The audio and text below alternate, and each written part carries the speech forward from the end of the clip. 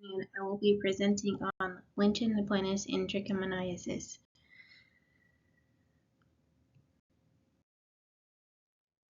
Lynchen planus, so it develops between the ages of 30 and 60.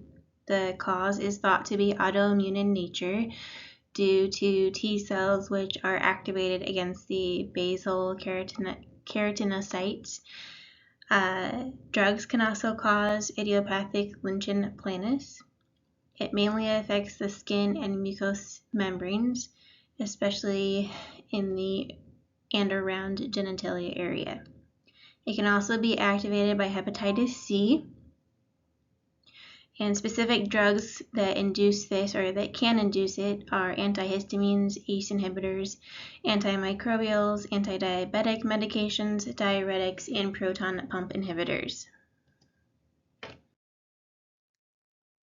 So the classic presentation for this is basically a papulosquamous eruption with flat papules. You'll see the 4 P's as they are known, which is pruritic, purple, polygonal, and planar in nature. You will also see fine white lines, which may be visible, and they are known as Wickham striae.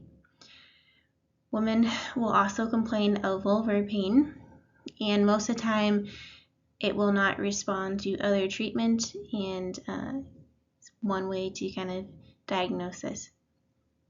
Moreover, there's 4 types specific to the vulva, and those again include the papulosquamous, hypertrophic, Lynchen, and erosive. So here's a slide with some pictures. So the first one is of the vulva. You can see that white streaking with the papules that are red or purple, and then the other one is showing the forearms or wrists, ankle areas, another common place to see it.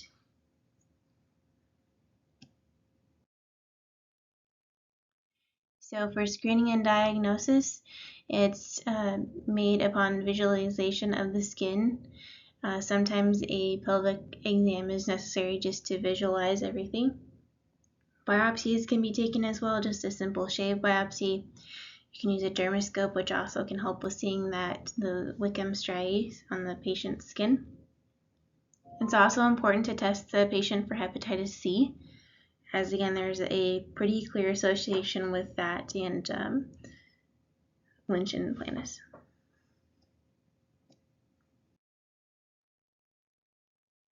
So for evaluation and treatment, the main treatment for this is going to be a topical steroid, which is a first-line treatment. Betamethasone at 0.05% is the most common. One of the things you want to monitor for is atrophy of the skin with any type of topical steroid use.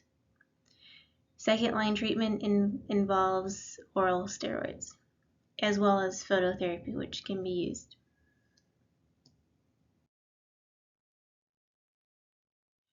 So it's important to teach patients that there is no absolute cure for this. There's only remission. So they need to understand that if it goes away, it may come back. They need to attempt to figure out if there's any triggering factors such as drugs or things that can cause the idiopathic Lynchen planus. Ensuring that irritants are kept away from the vulva. Do not scratch the vulva.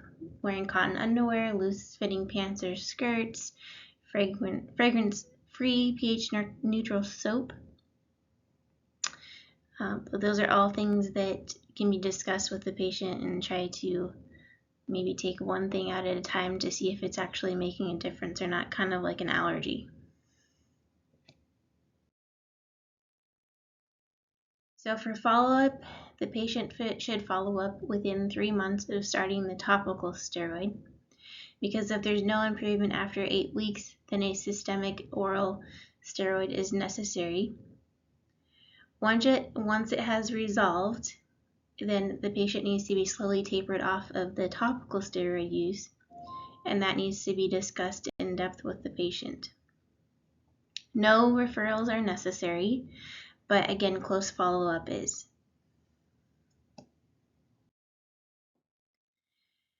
Okay, so now on to the second topic, which is the trichomoniasis, which we'll start with just the description and the pathophysiology. So it's due to a protozoan that basically infects the squamous epithelium. The most common way of contracting this is through sexually transmitted.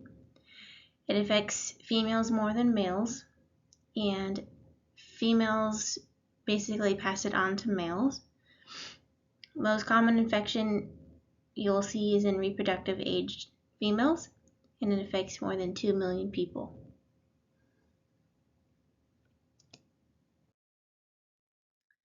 So the clinical presentation, as stated in the last slide, transmission is usually sexual. Males acquire from female, and males may be very asymptomatic, so it's important to keep that as a differential diagnosis if you have a male patient that presents. For females, you will have a purulent discharge with burning and abdominal pain, erythema of the vulva, and vaginal mucosa.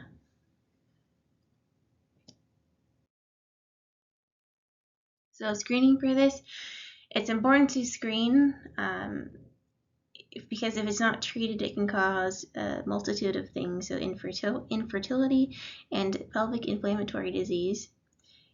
These patients will have an increased risk for herpes, as well as if they're pregnant, preterm delivery or death of the fetus. Nucleic acid tests can be done to diagnose, and it's just done as a swab, and it can be done in the clinic. A wet mount can also be used for female diagnosis.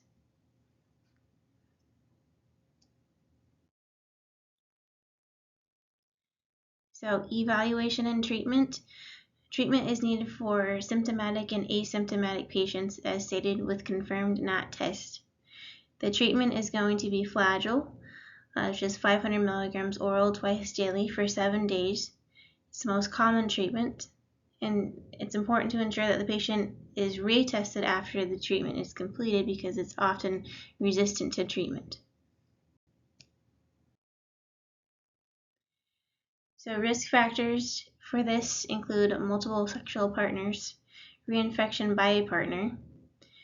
As stated before, it's important to make sure that the patient is taking all the medication as prescribed, and then ensuring they come back to the clinic to ensure that they are retested to make sure that the infection is gone.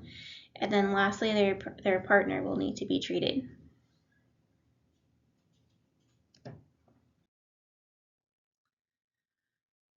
So the provider role, this is not a reportable disease. However, obviously if there's two partners, then they need to both be treated. Providers need to recognize the signs of Lynch and Planus, as it can vary a little bit and it can be on different parts of the body. And then again, providers need to test for the trichomoniasis, as it can have negative outcomes if untreated, as stated before, infertility and pelvic inflammatory disease.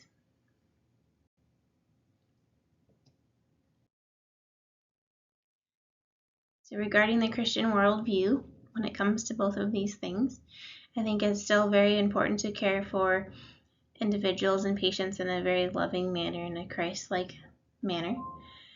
Providing resources and education in a caring manner, as many of these topics can be sensitive and may be embarrassing, or the patient may not want to talk to you about them.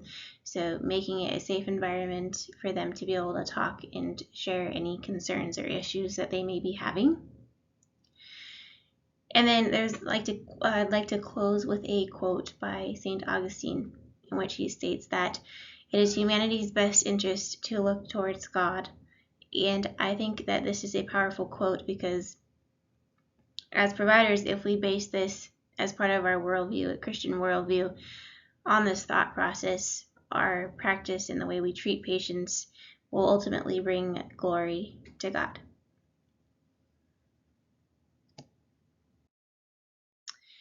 And these are my references.